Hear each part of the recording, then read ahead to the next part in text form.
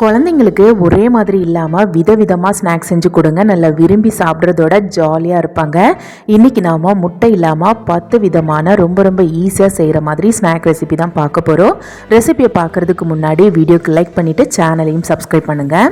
First நாம முட்டை சேர்க்காமல் நல்லா பஞ்சு போல் கோதுமையும் வாழைப்பழமும் வச்சு சாக்லேட் கேக் எப்படி செய்கிறதுன்னு பார்க்கலாம். ரொம்ப ரொம்ப ஈஸியான ரெசிபி. ஃபர்ஸ்ட் இந்த பனானா சாக்லேட் கேக் செய்கிறதுக்கு மீடியம் சைஸுக்கு 4 வாழைப்பழத்தை தோலை உரிச்சிட்டு ஒரு மிக்ஸி ஜாரில் சேர்த்துக்கோங்க. பெரிய சைஸாக இருந்தால் 2 வாழைப்பழம் சேர்த்துக்கிட்டால் போதும். இப்போ இதோட வாசனைக்காக 4 ஏலக்காயும் ஒரு துண்டு பட்டையும் சேர்த்துக்கோங்க. கூடவே 3/4 கப்பு சீனி சேர்த்துக்கோங்க. சீனிக்கு பதிலாக நீங்கள் நாட்டு சர்க்கரையும் சேர்த்துக்கலாம். கூடவே 1/2 டீஸ்பூன் காஃபி பவுடர் சேர்த்துக்கோங்க. நான் ப்ரூ தூள் தான் சேர்த்துக்கிறேன். இது கூடவே புளிக்காத கெட்டியான தயிர் 2 டேபிள் ஸ்பூன் சேர்த்துக்கோங்க. 1/4 கப்பு ரிஃபைண்ட் ஆயில் சேர்த்துக்கோங்க. இப்போ இதை நல்லா நைஸாக அரைச்சிக்கோங்க. அரைச்சதுக்கப்புறமா இதை ஒரு பாத்திரத்துக்கு மாற்றிக்கோங்க. இப்போ இது மேலே ஒரு அரிப்பு எடுத்து வச்சுக்கோங்க. இப்போ இதில் 1/2 கப்பு கோதுமை மாவு சேர்த்துக்கோங்க. கோதுமைக்கு பதிலாக நீங்கள் மைதா மாவு சேர்த்தும் செய்யலாம். கூடவே 2 டேபிள் ஸ்பூன் கொக்கோ பவுடர் சேர்த்துக்கோங்க. 1 teaspoon baking powder, 1/2 teaspoon baking soda, கொஞ்சமாக உப்பு சேர்த்துட்டு இதை நல்லா ஜலிச்சு எடுத்துக்கோங்க. இதை ஜலிச்சதுக்கப்புறமா இதோட 1/2 கப்பு காய்ச்சி ஆற வச்ச பால் சேர்த்துக்கோங்க. சேர்த்துட்டு விஸ்க் வச்சுட்டு ஒரே டைரெக்ஷனில் இதை நல்லா கலந்து எடுத்துக்கோங்க. இப்போ இதோட வெது வெதுப்பான தண்ணி ஒரு 1/2 கப்பு சேர்த்துக்கோங்க. சேர்த்துட்டு இதை நல்லா கட்டி இல்லாமல் கலந்து எடுத்துக்கோங்க. இப்போ இதை நல்லா கலந்தாச்சு. இப்போ இது இருக்கட்டும். இப்போ அடுப்பில் ஒரு குக்கரை வச்சுட்டு குக்கருக்குள்ளே ஒரு சின்ன ஸ்டாண்டையும் போட்டுட்டு குக்கரோட மூடியிலேருந்து கேஸ் கட்டையும் விசிலையும் எடுத்துட்டு மூடி போட்டுட்டு ஒரு 10 நிமிஷத்துக்கு ஹை ஃப்ளேமில் வச்சு நல்லா சூடு பண்ணிக்கோங்க. குக்கர் சூடாகக்கூடிய நேரத்திலே வீட்டில் டீ குடிக்கிற கப் இருக்குன்னா அதில் ஒரு 5 கப் எடுத்துக்கோங்க. இல்லைனா சின்ன சின்ன கிண்ணி இருந்தாலும் எடுத்துக்கோங்க. இப்போ அது எல்லாத்துக்குள்ளேயுமே கொஞ்சமாக எண்ணெய் இல்லைன்னா நெய்யை தடவிட்டு கொஞ்சமாக மைதா இல்லைன்னா கோதுமை மாவை லைட்டாக தூவிட்டு எல்லா ஓரங்கள்லையும் படுற மாதிரி நல்லா தட்டிட்டு மீதி இருக்கிற மாவு எல்லாத்தையுமே இந்த மாதிரி தட்டி எடுத்துருங்க. இது போலவே எல்லா கப்பையும் ரெடி பண்ணி வச்சுக்கோங்க. இப்போ நம்ம ஏற்கனவே ரெடி பண்ணி வச்சுருந்த மாவு கூட ஒரு 50 கிராம் அளவுக்கு சாக்லேட்டை சின்ன சின்ன பொடி துண்டாக கட் பண்ணி சேர்த்துக்கோங்க. இப்போது இதை ஒரு வாட்டி லைட்டாக கலந்து எடுத்துக்கோங்க. கலந்ததுக்கு அப்புறமா நம்ம ரெடி பண்ணி வச்சுருக்கோம்ல கப்பு, அதுக்குள்ளே 3/4 கப் அளவுக்கு மாவு ஊற்றிக்கோங்க. ஊற்றிட்டு நல்லா இது போல் டேப் பண்ணிக்கோங்க. இப்போது 10 நிமிஷத்துக்கு அப்புறமா குக்கர் நல்லா சூடானதும் உள்ளே ஒரு தட்டு வச்சுட்டு மேலே ரெடி பண்ணி வச்சுருக்க கப்பு எல்லாத்தையும் குக்கரோட ஓரங்களில் ஒட்டாமல் இந்த மாதிரி அடிக்கிடுங்க. இப்போ மூடி போட்டுட்டு 20லேருந்து 25 நிமிஷத்துக்கு மிதமான தீயில வச்சு வேக வைங்க. 20 நிமிஷம் ஆனதுக்கு அப்புறமா குக்கரை திறந்துட்டு ஒரு கத்தி இல்லைன்னா குச்சி வச்சு இந்த மாதிரி குத்தி பாருங்கள். குச்சியில் ஒட்டாமல் வந்துச்சுன்னா கேக் வெந்துச்சுன்னு அர்த்தம். இப்போ எல்லா கேக்கையுமே வெளியில் எடுத்து வச்சுட்டு நல்லா ஆற விட்டுடுங்க. நல்லா ஆறுனதுக்கு அப்புறமா லைட்டாக அந்த ஓரங்களை எடுத்து விட்டுட்டு அப்படியே கையில் கமத்திட்டு இந்த மாதிரி லைட்டாக தட்டி கொடுங்க. ரொம்ப ரொம்ப ஈஸியாக வந்துடும். இந்த கேக் சாப்பிட்றதுக்கு நல்லா பஞ்சு போல் ரொம்ப ருசியாக இருக்கும். கண்டிப்பாக செஞ்சு பாருங்கள். இதில் நான் வந்துட்டு 50 கிராம் அளவுக்கு சாக்லேட் சேர்த்துருக்கேன். நீங்கள் சாக்லேட்டுக்கு பதிலாக வால்நட்ஸ் கட் பண்ணி சேர்த்தும் செய்யலாம். ரொம்ப ருசியாக இருக்கும். கண்டிப்பாக செஞ்சு பாருங்கள். செஞ்சு பார்த்துட்டு டேஸ்ட் எப்படி இருந்துச்சுன்னு மறக்காமல் கமெண்டில் ஷேர் பண்ணுங்கள். ரெசிபி பிடிச்சிருந்தா வீடியோக்கு லைக் பண்ணுங்கள். அடுத்து நாம் 1 கப்பு பச்சரிசியில் நல்ல பஞ்சு போல் நல்ல ருசியான உண்ணியப்பம் எப்படி செய்கிறதுன்னு பார்க்கலாம். இது கொஞ்சம் வித்தியாசமாக ரொம்ப ருசியாக இருக்கும். இதை செய்கிறதுக்கு 1 கப் அளவுக்கு பச்சரிசியை நல்லா சுத்தமாக கழுவிட்டு இதோட தண்ணி சேர்த்துட்டு 3லேருந்து 4 மணி நேரத்துக்கு மூடி போட்டு ஊற வச்சுக்கோங்க. இப்போ ஒரு பாத்திரம் எடுத்துட்டு 1/2 கப் அளவுக்கு பாதி கருப்பட்டி பாதி சர்க்கரையை இடித்து அளந்து எடுத்து சேர்த்துக்கோங்க.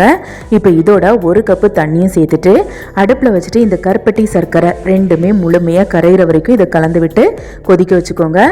கரைஞ்சதுக்கு அப்புறமா அடுப்பை ஆஃப் பண்ணிவிட்டு ஆற விட்டுடுங்க. நான் கருப்பட்டி சர்க்கரை ரெண்டுமே சேர்த்துருக்கேன். நீங்கள் முழுமையாக கருப்பட்டி இல்லைன்னா சர்க்கரை சேர்த்தும் செய்யலாம். இந்த மாதிரி மிக்சிங்கில் செய்யும்போது அதோட ருசியும் மனமும் ரொம்பவே வித்தியாசமாக இருக்கும். கண்டிப்பாக இதே போல் ட்ரை பண்ணி பாருங்கள். இப்போது அரிசி நல்லா ஊறினதுக்கு அப்புறமா அரிசியில் இருக்கிற தண்ணி எல்லாத்தையுமே வடித்து எடுத்துகிட்டு மிக்ஸி ஜாரில் சேர்த்துக்கோங்க. இப்போ இதோட 2 டேபிள் ஸ்பூன் தேங்காய் சேர்த்துக்கோங்க. 2 டேபிள் ஸ்பூன் சோறு சேர்த்துக்கோங்க. வாசனைக்காக 2-3 ஏலக்காயும் சேர்த்துக்கோங்க. கூடவே இதோட 1 கப் அளவுக்கு தண்ணியும் சேர்த்துட்டு எவ்வளோக்கு முடியுமோ அவ்வளோக்கு நல்லா நைஸாக அரைச்சிட்டு வேறொரு பாத்திரத்துக்கு மாற்றிக்கோங்க. இப்போது நம்ம கரைச்சி வச்சுருக்கோம்ல கருப்பட்டி சர்க்கரை, அதை இப்போ ஒரு அரிப்பில் சேர்த்து வடிகட்டி சேர்த்துக்கோங்க. இதுக்கு பாகுபதம் தேவையில்லை, கரைஞ்சதுமே அடுப்பை ஆஃப் பண்ணிவிடுங்க. இதை நல்லா ஆற விட்டுடக்கூடாது. கொஞ்சம் வெது வெதுப்பாக இருக்கும்போதே மாவோட சேர்த்துட்டு நல்லா கலந்துடுங்க. கலந்ததுக்கு அப்புறமா மாவோட பக்குவத்தை பாருங்கள். இந்த அளவுக்கு நல்லா லூஸாக தான் இருக்கணும். இப்போ இதோட அரை டீஸ்பூனுக்கும் கொஞ்சம் கம்மியாக சோடா உப்பு சேர்த்துக்கோங்க. சேர்த்துட்டு இதை நல்லா கலந்து எடுத்துக்கோங்க. இப்போ மாவு ரெடி ஆகிடுச்சு. இதை புளிக்க வைக்கணும்லாம் தேவையில்லை, உடனே செய்யலாம். இப்போ அடுப்பில் ஒரு பணியாரக்கல் எடுத்து வச்சுட்டு கல் நல்லா சூடானதும் கொஞ்சமாக நெய் இல்லைன்னா எண்ணெய் ஊற்றிக்கோங்க. ரொம்ப அதிகமாக ஊற்றணும்லாம் தேவையில்லை. எண்ணெய் நல்லா சூடானதுக்கு அப்புறமா ஒவ்வொரு கரண்டி மாவை எடுத்து ஒவ்வொரு குழிக்கும் ஊற்றிக்கோங்க. மாவு ஊற்றும் போது எண்ணெய் நல்லா சூடாக இருக்கணும். எண்ணெய் நல்லா சூடானதுக்கு அப்புறமா தான் மாவு ஊற்றிக்கணும். ஊற்றும் போது நல்லா சுருன்னு சவுண்டு கேட்கணும். இப்போ பாருங்கள், லைட்டாக பபிளாக வந்திருக்கு. இப்போது கொஞ்சமாக தேங்காயை துண்டு துண்டாக கட் பண்ணிவிட்டு நெய்யில் செவக்க வறுத்துட்டு இது போல் மேலே 1-2 தூவிக்கோங்க. தூவினதுக்கு அப்புறமா இதை மூடி போட்டுட்டு கொஞ்ச நேரத்துக்கு வேக வைங்க. மாவு எல்லாமே முழுமையாக வெந்துட்டு இந்தளவுக்கு நல்லா உப்பெல்லாம் வந்ததுக்கு அப்புறமா கரண்டியால் திருப்பி போடுங்க. திருப்பி போடும்போதே உங்களுக்கு தெரியும் எந்த அளவுக்கு நல்லா சாஃப்டாக இருக்குது அப்படிங்கிறது. திருப்பி போட்டதுக்கு அப்புறமா ரொம்ப நேரமாக வேக வைக்க வேண்டாம். எதை ஃபஸ்ட்டு திருப்பி போட்டிங்களோ அதிலிருந்து உடனே எடுத்துடுங்க.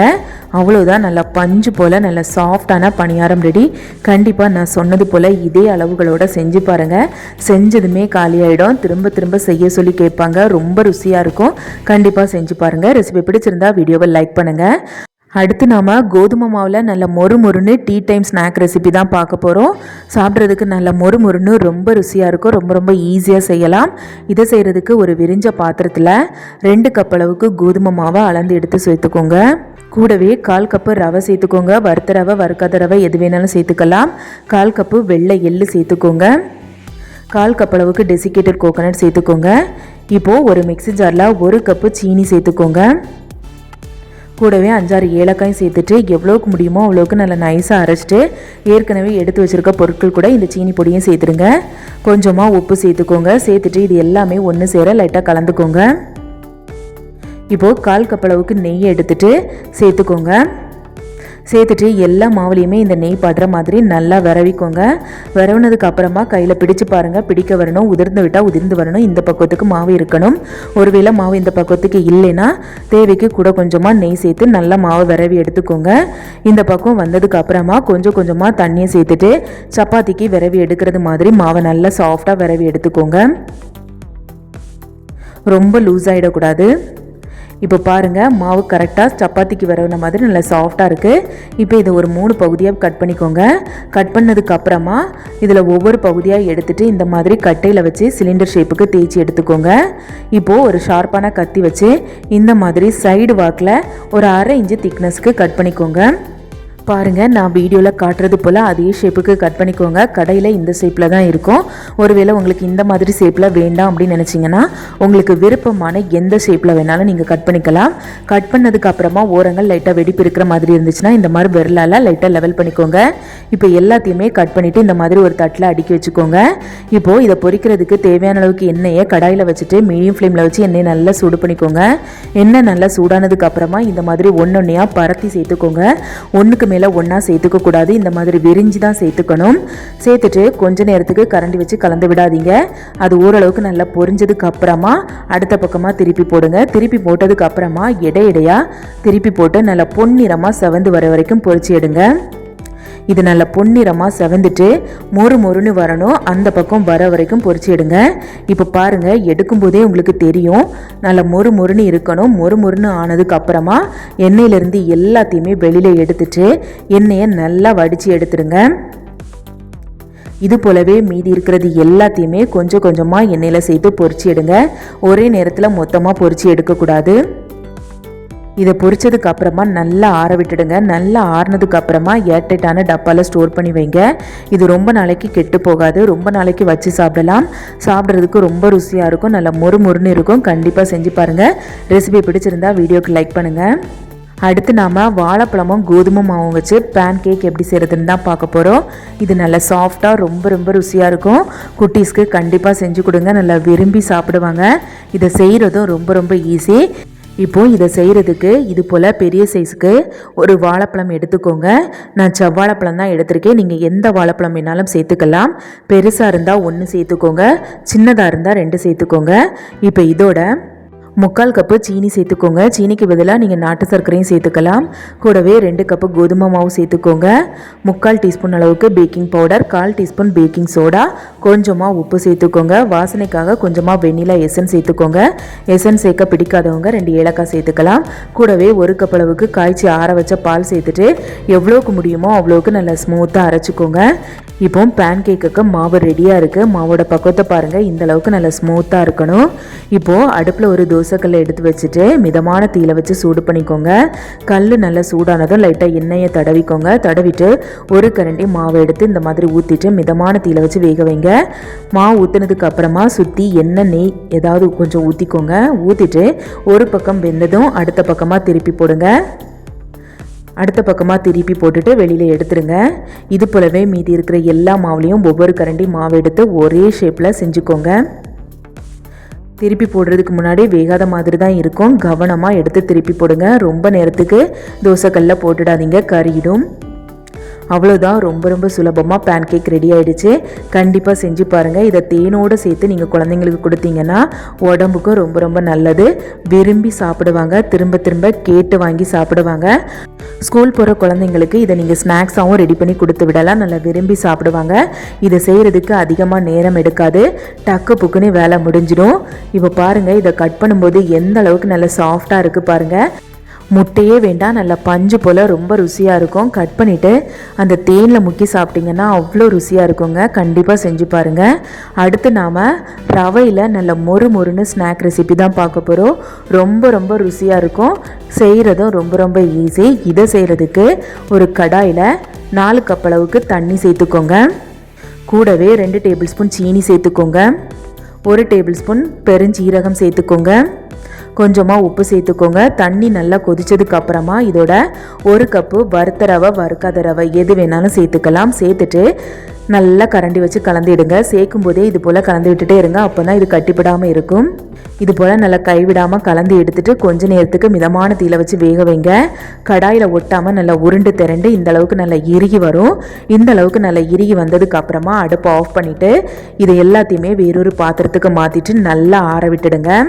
இப்போ மறுபடியும் அதே கடாயை லைட்டாக கழுவிட்டு அடுப்பில் வச்சு சூடு பண்ணிக்கோங்க. கடாய் சூடானதும் 1/2 கப்பு சீனி சேர்த்துக்கோங்க. சீனி சேர்த்ததுக்கு அப்புறமா கரண்டி வச்சு கலந்து விடக்கூடாது. கொஞ்சம் நேரத்துக்கு மிதமான தீயில அப்படியே விட்டுடுங்க. கொஞ்சம் நேரத்துலேயே சீனி உருகிட்டு இது போல் தேன் கலர் வர ஆரம்பிக்கும். அப்போ கரண்டி வச்சு கலந்து விட்டுக்கோங்க. தேன் கலர் வந்ததுக்கு அப்புறமா இது போல் 1/4 கப் அளவுக்கு தண்ணியை கொஞ்சம் கொஞ்சமாக விட்டு கரைச்சி எடுத்துக்கோங்க. தண்ணி ஊற்றுனதும் கட்டிப்பட்ட மாதிரி தான் இருக்கும். கொஞ்சம் நேரத்துக்கு கலந்து விட்டுட்டே இருங்க, அழகாக கரைஞ்சிடும். மொத்தமாக ஒரே நேரத்தில் தண்ணியை ஊற்றிடக்கூடாது. கொஞ்சம் கொஞ்சமாக ஊற்றி இதை நல்லா கரைச்சி எடுத்துருங்க.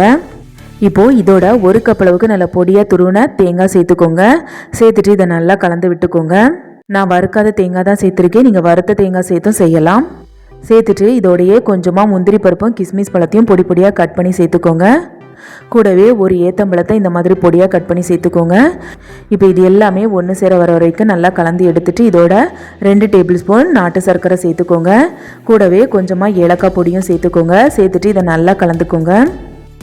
இந்த ஏத்தம்பழம் லைட்டாக கலர் மாற ஆரம்பிச்சதுக்கு அப்புறமா லைட்டாக இந்த மாதிரி மசிச்சு விட்ட மாதிரி கலந்து எடுத்துக்கோங்க. ரொம்ப மசிச்சு எடுக்கணும்லாம் தேவையில்லை. இந்த அளவுக்கு நல்லா இறுகி வந்ததுக்கு அப்புறமா அடுப்பை ஆஃப் பண்ணிவிட்டு இதை வேறொரு தட்டுக்கு மாற்றிட்டு நல்லா ஆற விட்டுடுங்க. இப்போது நம்ம ஏற்கனவே ரெடி பண்ணி வச்சுருந்த ரவையும் நல்லா ஆறிடுச்சு. ஆறினதுக்கு அப்புறமா இந்த ரவையை நல்லா கையால் பிசைஞ்சுக்கோங்க. கையில் ஒட்டி பிடிக்கிற மாதிரி இருந்துச்சுன்னா லைட்டாக எண்ணெய் ஏதாவது தொட்டுட்டு அதுக்கப்புறமா விரவி எடுங்க. ரொம்ப இறுகமாக இருந்துச்சுன்னா லைட்டாக கையில் தண்ணியை நனைச்சிட்டு விரவி எடுங்க.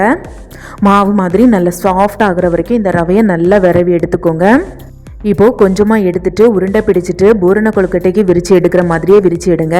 விரித்து எடுத்ததுக்கு அப்புறமா நம்ம ஏற்கனவே ரெடி பண்ணி வச்சுருக்கோம்ல தேங்காயும் ஏத்தப்பழமும் சேர்த்து அது ஆறுனதுக்கு அப்புறமா இது போல் ஒரு உருண்டை எடுத்துட்டு உள்ளே வச்சுட்டு அந்த பூரணம் வெளியில் தெரியாத மாதிரி அந்த ரவையால் அழகாக பால் மாதிரி உருட்டி எடுங்க. பாருங்கள், நான் வீடியோவில் காட்டுற மாதிரி உருட்டி உருட்டி எடுத்தீங்கன்னா நல்லா பால் மாதிரி வரும்.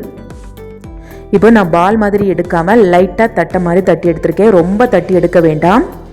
இது போல் எல்லாத்தையுமே ரெடி பண்ணி வச்சுட்டு இதை பொரிக்கிறதுக்கு தேவையான அளவுக்கு எண்ணெயை கடாயில் சேர்த்து நல்லா சூடு பண்ணிக்கோங்க. எண்ணெய் நல்லா சூடானதுக்கு அப்புறமா இது போல் ஒன்றொன்னா விரித்து சேர்த்துக்கோங்க. சேர்க்கறதுக்கு முன்னாடி ஹை ஃப்ளேமில் வச்சு சூடு பண்ணிக்கோங்க. சேர்த்ததுக்கு அப்புறமா மிதமான தீக்கு மாற்றிக்கோங்க. மாற்றிட்டு இதை எடையாக திருப்பி விட்டு நல்லா பொன்னிறமாக செவந்து வர வரைக்கும் பொரிச்சு எடுங்க. திருப்பி போடாமல் விட்டுடாதீங்க, எடையாக திருப்பி போட்டுகிட்டே இருங்க. அப்போ தான் எல்லா ஓரங்களும் ஒரே மாதிரி பொன்னிறமாக நல்லா செவந்து வரும். இந்த அளவுக்கு நல்ல பொன்னிறமாக செவந்து வந்ததுக்கு அப்புறமா இது எல்லாத்தையுமே எண்ணெயிலேருந்து வெளியில் எடுத்துருங்க. இது போலவே மீதி இருக்கிறது எல்லாத்தையுமே பொரிச்சு எடுத்துருங்க. இது சாப்பிட்றதுக்கு நல்ல மொறு மொறுன்னு ரொம்ப ருசியாக இருக்கும். கண்டிப்பாக செஞ்சு பாருங்கள். டீ டைமில் இதை ஸ்நாக்ஸாக செஞ்சு கொடுத்தீங்கன்னா எல்லோருமே நல்லா விரும்பி சாப்பிடுவாங்க. செஞ்சு பார்த்துட்டு டேஸ்ட் எப்படி இருந்துச்சுன்னு மறக்காமல் கமெண்டில் ஷேர் பண்ணுங்கள். அடுத்து நாம் மாவோ முட்டையோ சேர்க்காம கேரளாவில் ரொம்பவே ஃபேமஸான ஒரு ஸ்நாக் ரெசிபி தான் பார்க்க போகிறோம். டீ டைமில் இதை சாப்பிட்றதுக்கு ரொம்ப ருசியாக இருக்கும். ரொம்ப ஈஸியான ரெசிபி தான். இப்போ இதை செய்கிறதுக்கு இட்லி பாத்திரத்தில் கொஞ்சமாக தண்ணியை சூடு பண்ணிவிட்டு தண்ணி நல்லா கொதிச்சதுக்கப்புறமா உள்ள இட்லி தட்டை எடுத்து வச்சுட்டு 4 ஏத்தம்பழத்தை இது மாதிரி கட் பண்ணிக்கோங்க. கட் பண்ணிவிட்டு எல்லாத்தையுமே இட்லி தட்டில் வச்சுட்டு மூடி போட்டுட்டு ஒரு 10 நிமிஷத்துக்கு மிதமான தீயில வச்சு வேக வச்சுக்கோங்க. இப்போது இது வேகக்கூடிய நேரத்திலேயே அடுப்பில் ஒரு கடாய் எடுத்து வச்சுட்டு 1 ஸ்பூன் நெய் சேர்த்துக்கோங்க. நெய் உருகுனதுக்கு அப்புறமா ஒரு முழு தேங்காவை துருவி சேர்த்துக்கோங்க. இந்த தேங்காய் வந்துட்டு 2 கப் அளவுக்கு இருக்கும். இப்போ இதை மிதமான தீயில வச்சுட்டு தேங்காயில் இருக்கிற ஈரப்பதம் எல்லாமே போகிற வரைக்கும் இதை நல்லா வறுத்துக்கோங்க. தேங்காயை வறுத்ததுக்கு அப்புறமா இதோட 1/2 கப்பு நாட்டு சர்க்கரை சேர்த்துக்கோங்க. நாட்டு சர்க்கரைக்கு பதிலாக சர்க்கரையை பொடிச்சிட்டு அதோட தண்ணி சேர்த்து கரைச்சி வடிகட்டியும் சேர்த்துக்கலாம். இப்போது இதோட 1/2 டீஸ்பூன் ஏலக்காய் பொடி, 1/4 கப்பு தண்ணியும் சேர்த்துட்டு இது எல்லாமே ஒன்று சேர வர வரைக்கும் கலந்து விட்டு வேக வச்சுக்கோங்க. இப்போ பாருங்கள், தேங்காயோட நிறம் நல்லா மாறிட்டு சூப்பராக பூரணம் ரெடி ஆகிடுச்சு. இந்த பக்கம் வந்ததும் அடுப்பை ஆஃப் பண்ணிவிட்டு இதை நல்லா ஆற விட்டுடுங்க. இப்போது 10 நிமிஷத்துக்கு அப்புறமா நம்ம வேக வச்சுருந்த ஏத்தம்பழம் நல்லா வெந்துருச்சு. வெந்ததும் இது எல்லாத்தையுமே வெளியில் எடுத்துட்டு அதோட தோல் எல்லாத்தையுமே எடுத்துருங்க. தோலை எடுத்துட்டிங்கன்னா இது சீக்கிரமாகவே ஆறிடும். ஆறினதுக்கு அப்புறமா இதை இந்த மாதிரி கட் பண்ணிக்கோங்க. கட் பண்ணிவிட்டு உள்ளே வந்துட்டு கருப்பு கலரில் விதை மாதிரி இருக்குது பாருங்கள், அது எல்லாத்தையுமே எடுத்துருங்க. இது போல் கத்தியால் கட் பண்ணி எடுத்துட்டு இதை ஒரு பெரிய மிக்சிங் பவுலுக்கு மாற்றிட்டு கையால் மசிச்சு எடுத்துக்கோங்க. அப்படி இல்லைன்னா ஃபோர்க் இல்லைன்னா மேஷர் வச்சு இதை நல்லா மாவு மாதிரி மசிச்சுட்டு நல்லா பிசைஞ்சு எடுத்துக்கோங்க. இது நல்லா சாஃப்ட் ஆகணும். மாவு எப்படி இருக்குமோ அதே பக்குவத்துக்கு நல்லா அழகாக விரவி எடுத்துக்கோங்க. விரவுனதுக்கு அப்புறமா இது போல் கொஞ்சம் கொஞ்சமாக கைக்குள்ளே எடுத்துட்டு நல்லா பால் மாதிரி உருட்டி எடுத்துட்டு நம்ம பூரண கொழுக்கட்டை செய்வோம்ல அதே மாதிரி இடது கைக்குள்ளே வச்சுட்டு அழகாக விரித்து எடுத்துக்கோங்க. இது மாதிரி குழி வர மாதிரி விரித்து எடுத்துக்கோங்க. விரித்து எடுத்ததுக்கு அப்புறமா நம்ம ரெடி பண்ணி வச்சுருக்கோம்ல தேங்காய் பூரணம், அதிலிருந்து ஒரு கரண்டி எடுத்து நடுவில் வச்சுட்டு அந்த பூரணம் வெளியில் வராத மாதிரி இந்த பழத்தாலேயே மூடிடுங்க. இதுக்கு கொஞ்சம் கூட மாவு சேர்க்கவே வேண்டாம். அந்த பழமே மாவு மாதிரி பக்குவத்துக்கு இருக்கும். இந்த மாதிரி நல்லா கைக்குள்ளே வச்சுட்டு உருண்டை மாதிரி உருட்டிட்டு இந்த மாதிரி ஓவல் ஷேப்புக்கு ரெடி பண்ணிக்கோங்க. ஓவல் ஷேப்பு வேண்டாம் அப்படின்னு நினச்சிங்கன்னா நீங்கள் ரவுண்டாக கூட உருட்டிக்கலாம். இது போல் எல்லாத்தையுமே ரெடி பண்ணி வச்சுட்டு இதை பொரிக்கிறதுக்கு தேவையான அளவுக்கு எண்ணெயை கடாயில் சேர்த்துட்டு எண்ணெய் நல்லா சூடானதுக்கு அப்புறமா உள்ளே சேர்த்துடுங்க. சேர்த்துட்டு மிதமான தீயில வச்சுக்கோங்க. போட்டதுமே இடையிடையாக திருப்பி போட்டுகிட்டே இருங்க. திருப்பி போடாமல் விட்டுடாதீங்க. ஒரு பக்கம் செவந்துட்டு இன்னொரு பக்கம் செவக்காமல் இருக்கும். இடையிடையாக இது போல் திருப்பி போட்டு பொரிச்சிடுங்க. அப்போ தான் எல்லா ஓரங்களும் ஒரே மாதிரி செவந்து பொரிஞ்சு வரும். இந்த அளவுக்கு நல்லா பொன்னிறமாக செவந்ததுக்கு அப்புறமா எண்ணெயிலேருந்து எல்லாத்தையுமே வெளியில் எடுத்துருங்க. வெளியில் எடுத்து வச்சுட்டு மீதி இருக்கிறது எல்லாத்தையுமே பொரிச்சு எடுத்துக்கோங்க. அவ்வளோதாங்க. ரொம்ப ஈஸியான ரெசிபி, ரொம்பவே ஹெல்த்தியான ரெசிபி. கண்டிப்பாக செஞ்சு பாருங்கள். செஞ்சு பார்த்துட்டு டேஸ்ட் எப்படி இருந்துச்சு அப்படிங்கிறத மறக்காமல் கமெண்டில் ஷேர் பண்ணுங்கள். ரெசிபி பிடிச்சிருந்தா வீடியோக்கு லைக் பண்ணுங்கள். அடுத்து நம்ம அரிசியும் உளுந்தும் வச்சு நல்ல சூப்பரான பஞ்சு போல் ஒரு ஸ்நாக் ரெசிபி தான் பார்க்க போகிறோம். குட்டீஸ்க்கெல்லாம் இதை செஞ்சு கொடுத்தீங்கன்னா நல்லா விரும்பி சாப்பிடுவாங்க. இது ரொம்ப ஈஸியான ரெசிபி தான். இப்போ இதை செய்கிறதுக்கு ஒரு பாத்திரத்தில் 1 கப் அளவுக்கு பச்சரிசி அளந்து எடுத்து சேர்த்துக்கோங்க. கூடவே சின்ன கரண்டிக்கு 1 கரண்டி உளுந்து சேர்த்துக்கோங்க. உளுந்தோட அளவு வந்து ஒரு 2 டேபிள் ஸ்பூன் இருக்கும். இப்போ இதோட தண்ணி சேர்த்துட்டு 3லேருந்து 4 வாட்டி நல்லா சுத்தமாக அலசி கழுவி எடுத்துக்கோங்க. கழுவுனதுக்கு அப்புறமா இதோட தண்ணி சேர்த்துட்டு இதை மூடி போட்டுட்டு 3லேருந்து 4 மணி நேரம் ஊற வச்சுக்கோங்க. இப்போ ஒரு 3 மணி நேரம் ஆக்கிருக்கு. 3 மணி நேரத்துக்கு அப்புறமா இதை திறந்திருக்கேன் பாருங்கள். அரிசி உளுந்து ரெண்டுமே நல்லா சூப்பராக ஊறி வந்திருக்கு. இந்த அளவுக்கு நல்லா ஊறினதுக்கு அப்புறமா இதில் இருக்கிற தண்ணி எல்லாத்தையுமே வடித்து எடுத்துட்டு ஒரு பெரிய மிக்ஸி ஜாருக்கு மாற்றிக்கோங்க. கூடவே 1/2 கப்பு சீனி இல்லைன்னா நாட்டு சர்க்கரை சேர்த்துக்கோங்க. வாசனைக்காக 3 ஏலக்காய் சேர்த்துக்கோங்க. இப்போது தேவைக்கு கொஞ்சமாக தேங்காய் பால் ஊற்றிக்கோங்க. ஊற்றிட்டு இது மாதிரி நல்லா நைஸாக அரைச்சிக்கோங்க. ரொம்ப தண்ணி சேர்த்துடக்கூடாது. இட்லி மாவு பக்கத்துக்கு இருக்கணும். இப்போது இதை மூடி போட்டுட்டு 8 மணி நேரம் அப்படி இல்லைன்னா ராத்திரி முழுக்க ஊற விட்டுடுங்க. இப்போ 8 மணி நேரம் ஆகியிருக்கு. மூடியை திறந்திருக்கேன் பாருங்கள். மாவு நல்லா புளிச்சு லைட்டாக பபுளாக வந்திருக்கு. இப்போ இதை கரண்டி வச்சு லைட்டாக கலந்துக்கோங்க. இப்போ இதை கலந்து விட்டதுக்கு அப்புறமா இதோட 1/2 டீஸ்பூனுக்கும் கொஞ்சம் குறைவா சோடா உப்பு சேர்த்துக்கோங்க. கொஞ்சமாக உப்பு சேர்த்துக்கோங்க. சேர்த்துட்டு இதை நல்லா கலந்து எடுத்துக்கோங்க. அந்த உப்பு சோடா உப்பு நல்லா கரையணும். அது வரைக்கும் இதை நல்லா கலந்து எடுத்துருங்க. அவ்வளோதான். இப்போ மாவு ரெடியாக இருக்குது. இப்போது வீட்டில் இருக்கிற ஏதாவது ஒரு பாத்திரத்தில் லைட்டாக இது போல் நெய்யை தடவிட்டு மாவை ஊற்றிக்கோங்க. மாவு வந்து முழுசாக ஊற்றக்கூடாது, 3/4 பங்களவுக்கு ஊற்றிக்கோங்க. ஊற்றிட்டு குக்கரில் கொஞ்சமாக தண்ணி ஊற்றிட்டு உள்ள ஒரு ஸ்டாண்டையும் வச்சுட்டு இப்போ இந்த பாத்திரத்தை அப்படியே உள்ள கவனமாக வச்சுடுங்க. வச்சுட்டு இதுக்கு மேலே கொஞ்சமாக வறுத்த நிலக்கடலையை தோலை எடுத்துட்டு இந்த மாதிரி மேலே தூவிக்கோங்க. இது போல் தூவும்போது பார்க்குறதுக்கும் அழகாக இருக்கும், சாப்பிட்றதுக்கும் நல்ல ருசியாக இருக்கும். இப்போ இதை மூடி போட்டுட்டு ஒரு 15லேருந்து 20 நிமிஷத்துக்கு இதை வேக வச்சுக்கோங்க. கத்தி வச்சு குத்தி பார்த்தீங்கன்னா ஒட்டாமல் வரணும். ஒட்டாமல் வந்துடுச்சுன்னா இது வெந்துடுச்சுன்னு அர்த்தம். வெந்ததுக்கு அப்புறமா வெளியில் எடுத்துட்டு கொஞ்சம் நேரத்துக்கு அதை அப்படியே விட்டுடுங்க. அந்த ஓரங்கள் தானாகவே விட்டு வரும். விட்டு வந்ததுக்கு அப்புறமா இதை வெளியில் எடுத்துடுங்க. கேக் கட் பண்ணுறது போலவே கட் பண்ணிவிட்டு எல்லாருக்கும் கொடுங்க. நல்லா விரும்பி சாப்பிடுவாங்க. இது போல் நீங்கள் கேக் ட்ரேயில் ஊற்றி செய்யாமல் வீட்டில் சின்ன சின்ன டம்ளர் இருந்துச்சுன்னா அதில் ஊற்றியும் செய்யலாம். இது போல் சின்ன சின்ன கிண்ணிலையும் ஊற்றி வேக வச்சுக்கலாம். இது மாதிரி சின்ன சின்ன கிண்ணியில் ஊற்றி வேக வைக்கும்போது அதிகமாக டைம் எடுக்காது. கண்டிப்பாக செஞ்சு பாருங்கள். செஞ்சு பார்த்துட்டு டேஸ்ட் எப்படி இருந்துச்சு அப்படிங்கிறத மறக்காமல் கமெண்டில் ஷேர் பண்ணுங்கள். ரெசிபி பிடிச்சிருந்தா வீடியோக்கு லைக் பண்ணுங்கள். அடுத்து நாம் மொறுமொறுன்னு ஒரு ஸ்நாக் ரெசிபி தான் பார்க்க போகிறோம். இதை செய்கிறது ரொம்ப ரொம்ப ஈஸி. இதை நம்ம ஸ்நாக்ஸுக்கு மட்டும் இல்லாமல் ஸ்கூல் போகிற குழந்தைங்களுக்கு லஞ்சுக்கு கொடுத்து விடலாம். இல்லைனா வீட்டில் காலையில் டிஃபனுக்கு இட்லி தோசை மாவு இல்லாத நேரத்தில் இதை செய்யலாம். இதை செய்கிறதுக்கு ஒரு பாத்திரத்தில் 2 கப்பு மைதா மாவு எடுத்துக்கோங்க. மைதாக்கு பதிலாக நீங்கள் கோதுமை சேர்த்து செய்யலாம். இதோட 1/2 டீஸ்பூன் உப்பு சேர்த்துக்கோங்க. 2 டேபிள் ஸ்பூன் எண்ணெய் சேர்த்துக்கோங்க. இப்போ தேவைக்கு கொஞ்சம் கொஞ்சமாக தண்ணி ஊற்றிட்டு சப்பாத்திக்கு மாவு விரவுற மாதிரியே நல்லா விரவி எடுத்துக்கோங்க. மாவை விரவும் போது நல்லா அழுத்தம் கொடுத்து குத்தி எடுத்து நல்லா சாஃப்ட் ஆகிற வரைக்கும் விரவி எடுத்துக்கோங்க. விரவுனதுக்கு அப்புறமா மூடி போட்டுட்டு ஒரு 1/2 மணி நேரம் அப்படியே விட்டுடுங்க. இப்போ அடுப்பில் ஒரு கடாயை எடுத்து வச்சுட்டு 2 டேபிள் ஸ்பூன் எண்ணெய், ஒரு பல்லாரியை இது மாதிரி நீலவாக்கில் நறுக்கி சேர்த்துக்கோங்க. 2 பச்சை மிளகாயும் சேர்த்துட்டு பல்லாரி லைட்டாக சாஃப்ட் ஆகிற வரைக்கும் வதக்கி எடுத்துக்கோங்க. பல்லாரி இந்த அளவுக்கு நல்லா சாஃப்டானதுக்கு அப்புறமா 1 கப் அளவுக்கு பீன்ஸை நீலவாக்கில் நறுக்கிட்டு 2 கீறிட்டு சேர்த்துக்கோங்க. கூடவே 1 கப் அளவுக்கு கேரட்டை இந்த மாதிரி பொடியாக நீலவாக்கில் நறுக்கி சேர்த்துக்கோங்க. கூடவே 1 கப்பு முட்டைக்கோஸ் சேர்த்துக்கோங்க. உங்ககிட்ட இருக்கிற எந்த வெஜிடபிள்ஸ் வேணாலும் சேர்த்துக்கலாம். கூடவே 1/2 டீஸ்பூன் உப்பு, 2-3 கொத்து கருவேப்பிலையும் சேர்த்துட்டு இது எல்லாமே சாஃப்ட் ஆகிற வரைக்கும் வதக்கி எடுத்துக்கோங்க.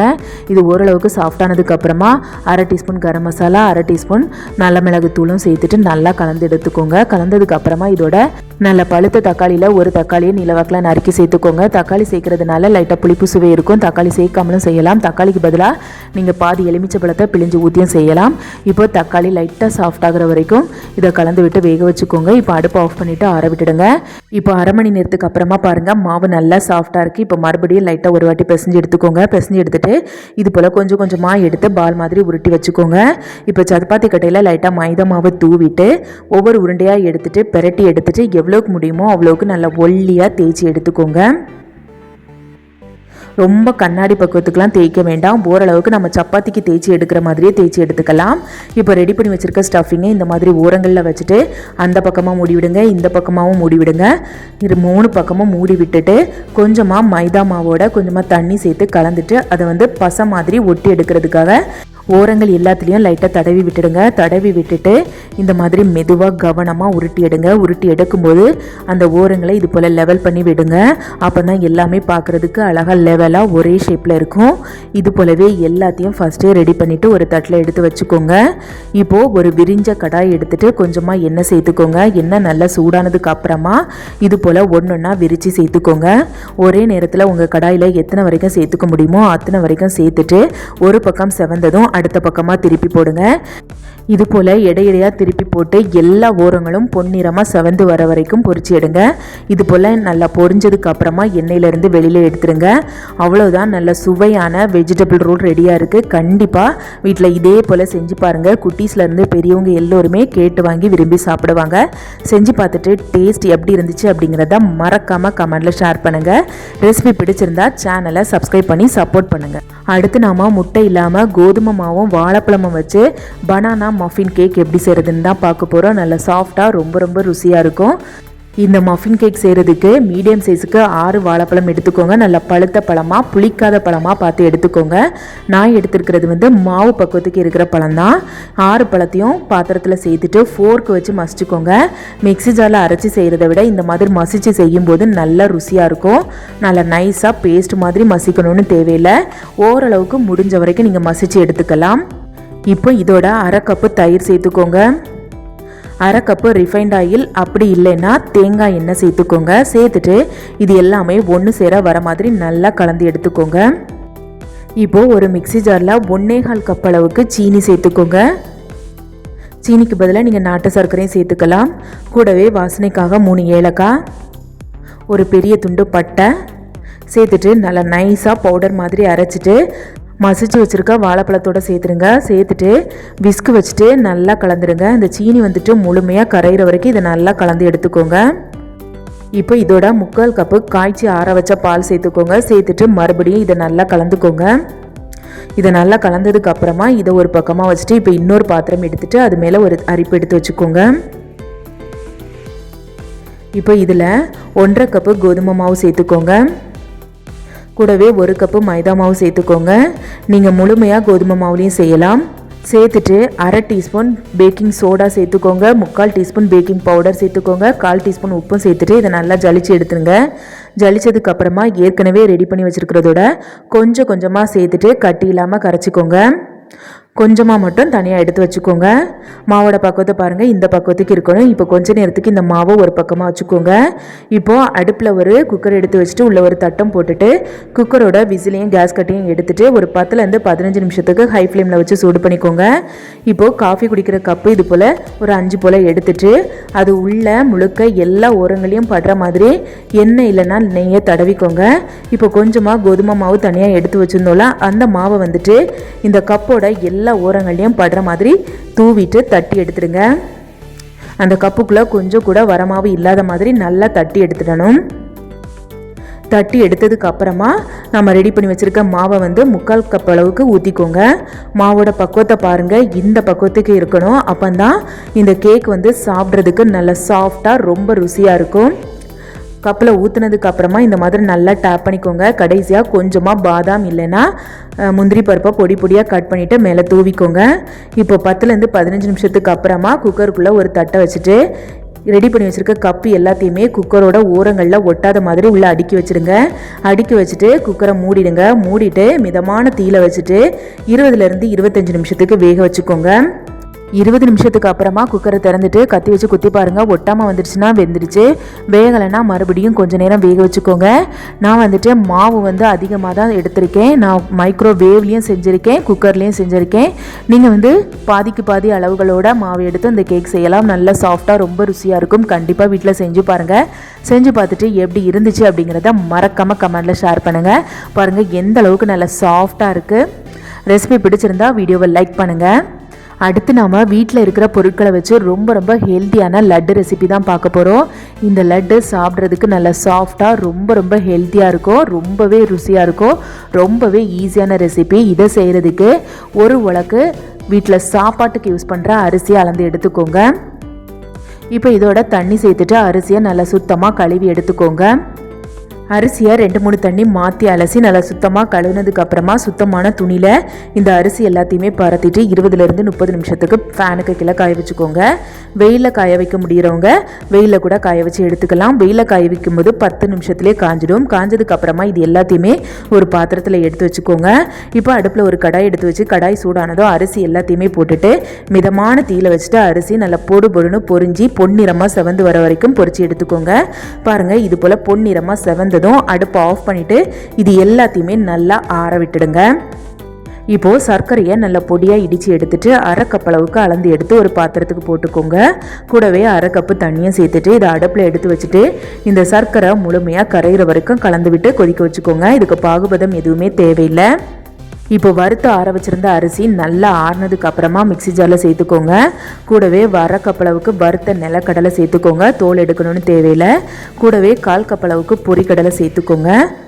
கூடவே வாசனைக்காக 2 ஏலக்காய் சேர்த்துக்கோங்க. 2-3 பாதாம் பருப்பு சேர்த்துக்கோங்க. பாதாம் சேர்க்காமலும் செய்யலாம். இப்போ இதை குறகுறப்பாக அரைச்சிக்கோங்க. ரவா பக்குவத்துக்கு இருக்கணும். இப்போ இதோட வறுத்த தேங்காய் 1 கப் அளவுக்கு சேர்த்துக்கோங்க. தேங்காயை நல்லா வறுத்துட்டு சேர்த்துக்கோங்க. அப்போ தான் இதை 2-3 நாளைக்கு வச்சு சாப்பிட முடியும். தேங்காய் வறுக்கலைன்னா இது சீக்கிரமாகவே கெட்டுடும். இப்போ இதை மறுபடியும் லைட்டாக அரைச்சிக்கோங்க. அரைச்சதுக்கப்புறமா ஒரு மிக்சிங் பவுலுக்கு மாற்றிக்கோங்க. இப்போ இது இருக்கட்டும். இப்போ அடுப்பில் ஒரு கடாய் எடுத்து வச்சுட்டு கடாய் சூடானதும் 1 டீஸ்பூன் நெய் சேர்த்துக்கோங்க. நெய் உருகுனதும் 10லேருந்து 15 முந்திரி பருப்பை சேர்த்துட்டு லைட்டாக சவக்க வறுத்துக்கோங்க. வறுத்ததுக்கப்புறமா அந்த நெய்யோடைய முந்திரி பருப்பு எல்லாத்தையுமே அரைச்சி வச்சுருக்க அரிசி பொடி கூடயே சேர்த்துருங்க. இப்போது கரைச்சி வச்சுருக்க சர்க்கரை பாகை அரிப்பில் சேர்த்து வடிகட்டி சேர்த்துக்கோங்க. சேர்த்துட்டு ஒரு கரண்டி வச்சு நல்லா கலந்துக்கோங்க. இது ரொம்ப முழுமையாக ஆறணும்லாம் தேவையில்லை, வெதுவெதுப்பாக இருக்கும்போதே சேர்த்துக்கலாம். சேர்த்துட்டு இதை நல்லா கலந்து விட்டுட்டு கையால் நல்லா விரவிக்கோங்க. இது எல்லாமே ஒன்று சேர விரவி எடுத்ததுக்கப்புறமா கொஞ்சம் கொஞ்சமாக எடுத்துட்டு லட்டு மாதிரி உருண்டை பிடிச்சிக்கோங்க. கைக்குள்ளே நல்லா அழுத்தம் கொடுத்து உருட்டிட்டு பால் மாதிரி போட்டு பிடிச்சிங்கன்னா ரொம்பவே ஈஸியாக இருக்கும். இது பிடிக்க வரல, ரொம்பவே லூஸாக இருக்குது அப்படின்னு நினச்சிங்கன்னா கொஞ்சம் நேரம் மூடி போட்டுட்டிங்க அப்படின்னா கொஞ்சம் நேரத்துலேயே அந்த அரிசி எல்லா பாகையுமே உறிஞ்சிட்டு அழகாக இறுகி வந்துடும். அதுக்கப்புறமா உருட்டினீங்கன்னா உருட்டுறதுக்கு அழகாக வரும். இது போலவே எல்லாத்தையுமே உருட்டி எடுத்துக்கோங்க. உருட்டினதுக்கப்புறமா கொஞ்சம் நேரத்துக்கு ட்ரையாக விட்டுடுங்க. அதுக்கப்புறமா நீங்கள் சர்வ் பண்ணுங்கள். இதை நாம் 3 நாள் வரைக்குமே வச்சு சாப்பிடலாம், கெட்டு போகாது. அவ்வளோதாங்க. இன்றைக்கி நாம் ரொம்ப சுலபமாக செய்கிற மாதிரி 10 விதமான ஸ்நாக் ரெசிபி பார்த்துருக்கோம். எல்லாமே ரொம்பவே ஈஸியான ரெசிபி தான். டேஸ்ட் அட்டகாசமாக இருக்கும். கண்டிப்பாக செஞ்சு பாருங்கள். செஞ்சு பார்த்துட்டு எப்படி இருந்துச்சுன்னு மறக்காமல் கமெண்ட்டில் ஷேர் பண்ணுங்கள். ரெசிபி பிடிச்சிருந்தா வீடியோக்கு லைக் பண்ணுங்கள், ஹைப் பண்ணுங்கள். சேனலையும் சப்ஸ்கிரைப் பண்ணி சப்போர்ட் பண்ணுங்கள்.